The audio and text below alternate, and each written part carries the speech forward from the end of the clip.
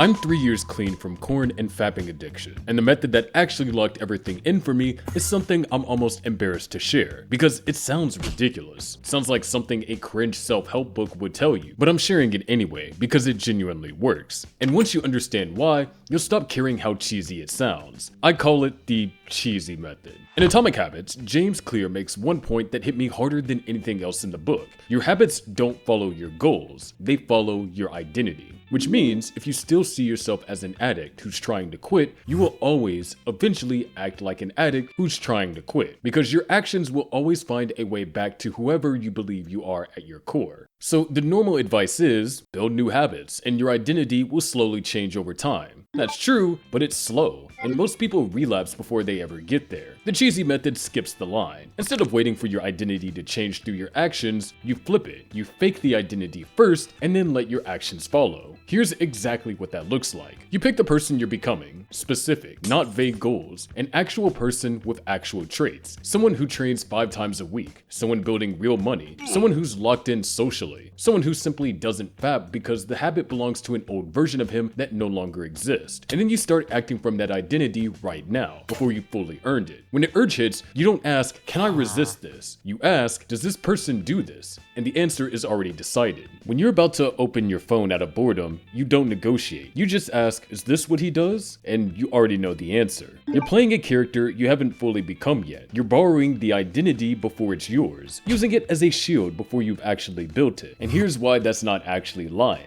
Every vote you cast for that character makes it more real. Every time you say no from that identity, you're making it yours. Every small action that aligns with who that person is writes it deeper into who you've actually become. James Clear calls them identity votes. Each decision is a vote for the person you're claiming to be. The cheesy method just starts the voting early, before you feel ready, before you've proven it to yourself, before it's true. Because that's the part nobody tells you. You don't become that person first and then act like him. You act like him first, and that's what makes you him. So now, if you want a step-by-step actionable system to move your life forward, help you quit fapping, and start improving, you can join the waitlist for the No Nut private community. Save your spot now with the link below to get early access and discounts.